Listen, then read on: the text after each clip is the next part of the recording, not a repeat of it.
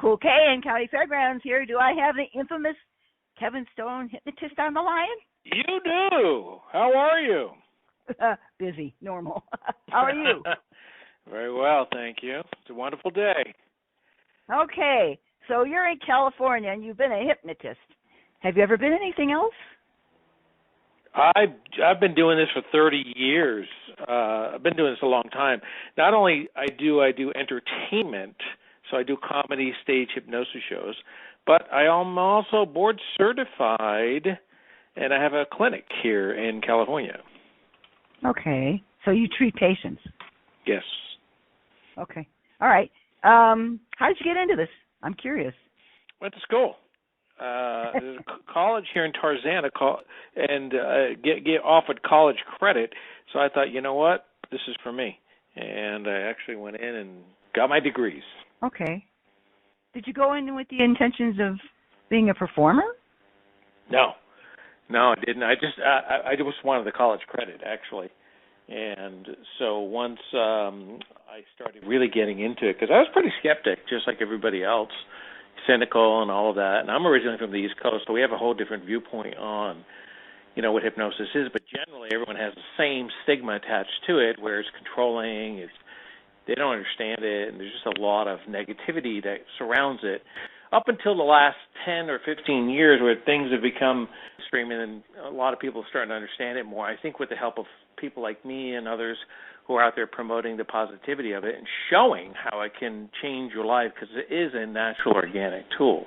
But so yeah, I was pretty sick, and so I went in, and what made me a believer basically was we went on a field trip over at one of the most world-famous hospitals in the world, Cedars-Sinai, and basically we were behind a two-way mirror, and there was a pregnancy happening with a famous opera singer. And we were told that she was already had 6 sessions, so she was already prepped. She was going to have an entire C-section under hypnosis without any epidural, no drugs, nothing, all hypnosis. They call it hypnobirthing nowadays, but back then didn't have that word. So we're like, yeah, right, whatever. And so the doctor comes in, basically puts her in hypnosis. Now, she was instructed that if she felt any discomfort or pain at all, she was to not raise her hand. She was to let out an opera note, because she was an opera singer. So if she would let out a note, they would stop, give her the epidural, boom, and then, they would continue on. She never raised a hand. She never did anything. She basically did the entire pregnancy C-section under hypnosis. So that was pretty phenomenal for me to watch. And so went back to class and started taking it a little bit more seriously. And first thing for me, what I did was I stopped biting my nails. And so from that point on, I said, wow, this stuff's pretty powerful. It's a natural organic thing, and why not try to learn more about it? So I did. Finished up the program, became board certified, and 30 years later, here I am, helping others to help themselves to understand this power, this natural organic resource, and to change their lives with it. Okay, Kevin. So you got a degree, and I guess you were doing clinical hypnosis stuff. How did you get into doing it on the stage? And you're a comic hypnosis guy? Well, they call it comedy stage hypnosis, yeah. So what I do is I lecture and I do stage hypnosis shows that are informative. I call them EDUTAINMENT, where my style, my shows are very unique and very different from the standard common comedy stage hypnosis one may see out there. I design my shows very specifically where it's an education while having a good time and laughing and understanding hypnosis. And so at the end of it, I also give them what I have perfected, a mini hypnotherapy session where people actually change their lives after they participate in the show. So it's very, very different from a lot of other people or what people have seen out there. Okay, well, treating patients and stuff using hypnotherapy is different sort of than doing it on the stage. How did that transition happen? Well, I'll tell you, that's a great story because I was never interested in doing the stage hypnosis ever. And so I opened up a private practice here in the Valley in California, And the word got out about who I was and my methods and my technique, and it got out in the entertainment industry.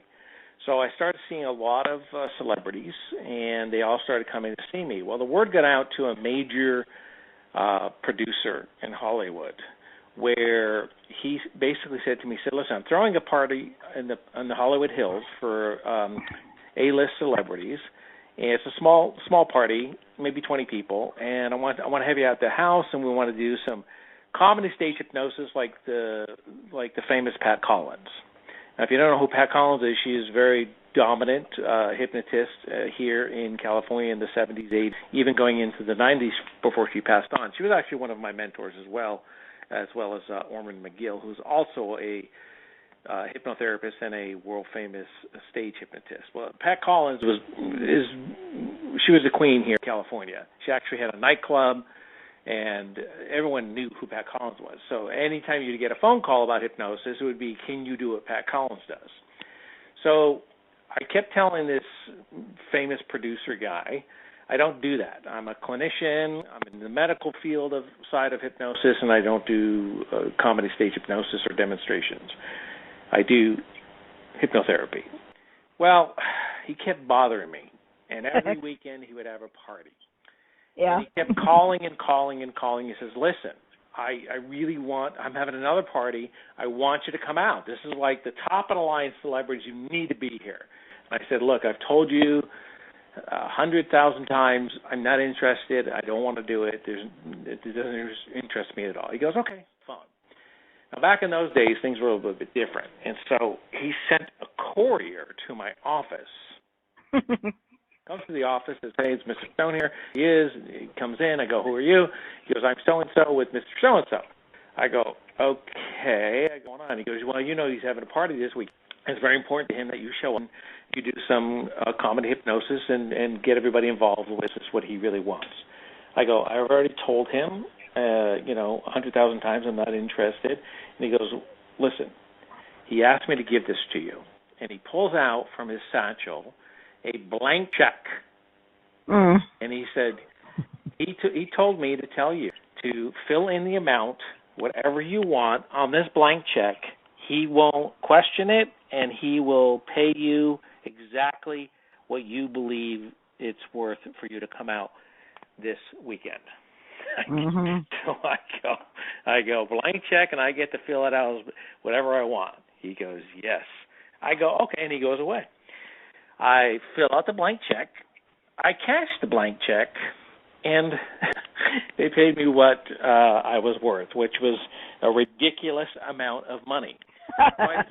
So I showed up on that weekend, and it was a wonderful experience because it was very intimate. And when I do a lot of my smaller programs, either lecturing or stage shows, it often reminds me of my roots and how all of that started. So it was an incredible experience. So from that point, I started getting a lot of phone calls, because once you open up the portal, the door, you're going to get all kinds of inquiries.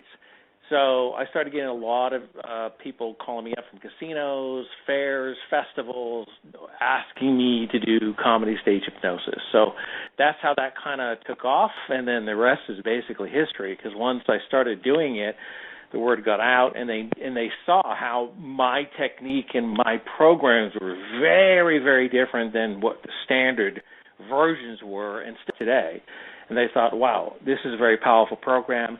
So that's how that all started, and that's why I continue to do both sides of what I do today, because I realize the importance of the power of having people experience and be there to witness it, to understand it better than trying to stay in the medical side and not do the performances or the lecturing. And so that's why I do both sides now. I do the medical side, hypnotherapy, and I do the entertainment side. Okay, so I have to ask, you do stage shows?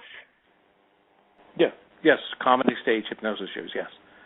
Okay, so give me some names of some of the first festival kinds of things you did. Oh, my goodness. You're kidding me? I've been doing this for 30 years, so I've done just about everything you can imagine. Major fairs, smaller fairs, LA County Fair,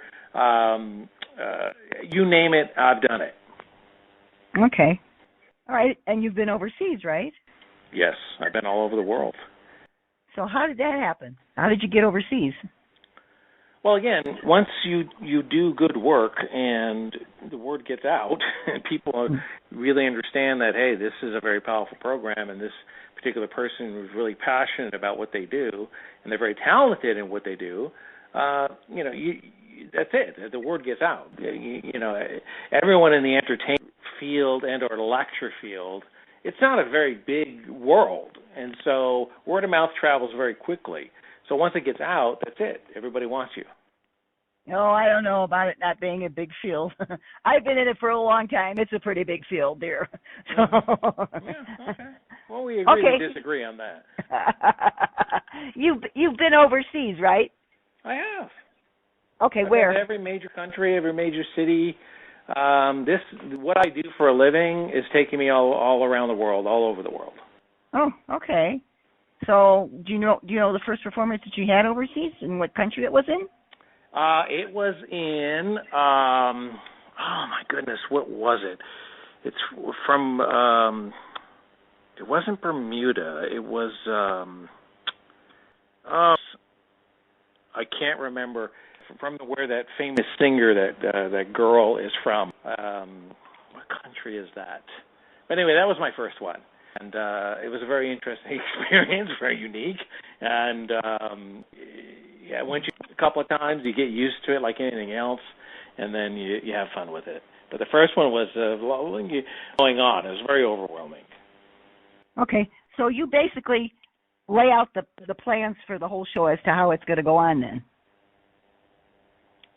Well, it's a cooperative effort between me and the books, the particular show, because you can I tailor my shows to exactly what the client wants. So It depends on what they want. So it's not really up to me, but I'm pretty versatile. So whatever it is they want, I can do, I can produce, or I can make happen. So it's really up to me. So how do you feel about the stage show stuff now? Didn't sound to me like you wanted to go in that direction. Well, you were going to be just a hypnotherapist in private practice. That was the beginning, like I explained. Yeah. That's something I never wanted to get into, but I got into it, and I thought I explained that pretty thoroughly. Okay. All right. So is there any place that you would like to perform that you haven't had the opportunity to perform? Jeez. Not off the top of my head. I mean, I think once you do them, they all become the same, and then it gets to a point where you don't even know where you're really at.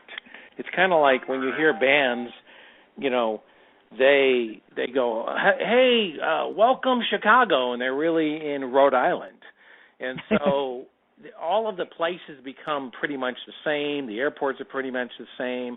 The culture's different, the food's different, but there's not a whole lot of time when you're there to enjoy all of that because you're really there to work. It's but if you can and you explore, and I like to do a lot of exploring, then you start to really feel like you're part of where you're at. But in general, if I'm here locally in California, Los Angeles, or if I'm in Australia, it's pretty much the same to me.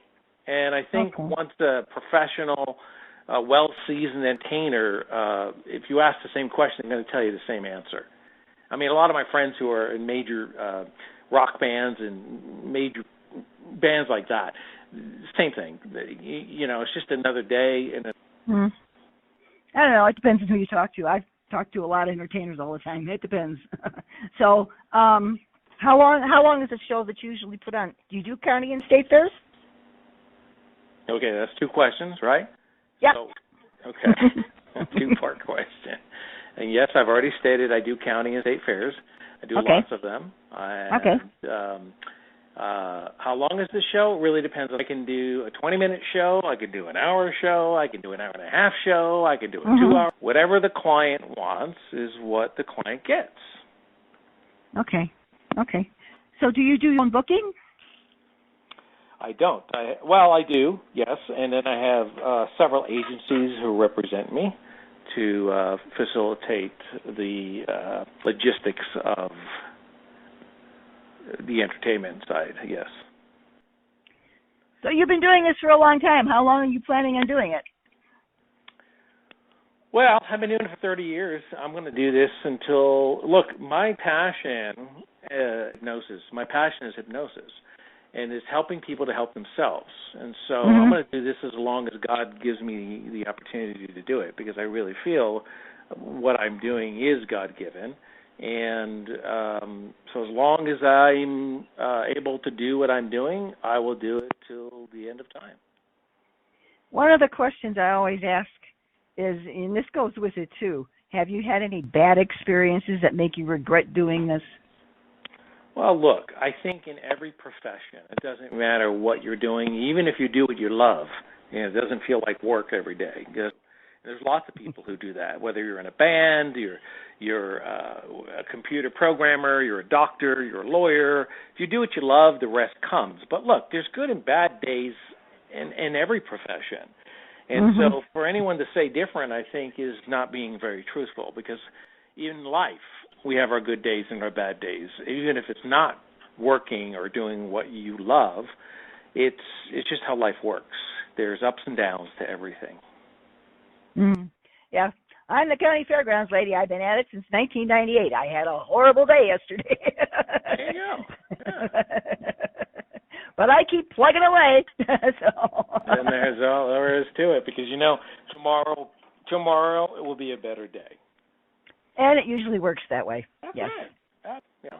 Okay. All right. So is there anything else you want to add? How do people book you if they're interested?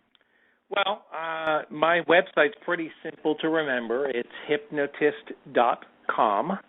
And I'm going to spell that, because even when I go there, I kind of put in, and again, it's like McDonald's.com. I get people who email me or call my office every single day wanting to purchase that, and that's probably going to be my retirement once I do retire, because it's a pretty popular website, hypnotist.com. And so it's HYP as in Paul, NOTIST.com. And so that's how you get a hold of me. All the information's on there. We've also designed the website very, very specifically and carefully. It's not about me per se. It's really about hypnosis and how people can really understand, get into it. There's a lot of information on there, a lot of free information. There's programming systems on there. There's all kinds of information. It's like a small library of what hypnosis is, and every question everyone would ever think about is on there, and there's an answer to it. So it's really an educational website for people to really understand the natural, organic state of hypnosis. I mean, of course, there's information on there about me and how to contact me and all of that. And, of course, if people do want to contact me through the website, hypnotist.com, they can email me. It may take me, a little bit to get back to you. I do own personal emails. A lot of people think that I have a personal assistant who does all of that. No, I do it. But it may take me a little while, because I'm either lecturing, on tour, doing shows, or I'm in the clinic, where, it takes me a little bit to get back to you. But I will get back to you if you do respond. If you do email me, I will respond. Believe me, Kevin, I get it. Okay. Yeah, absolutely. Absolutely. Okay, well, I thoroughly enjoyed talking to you, and we'll get this up and see what happens. I love it.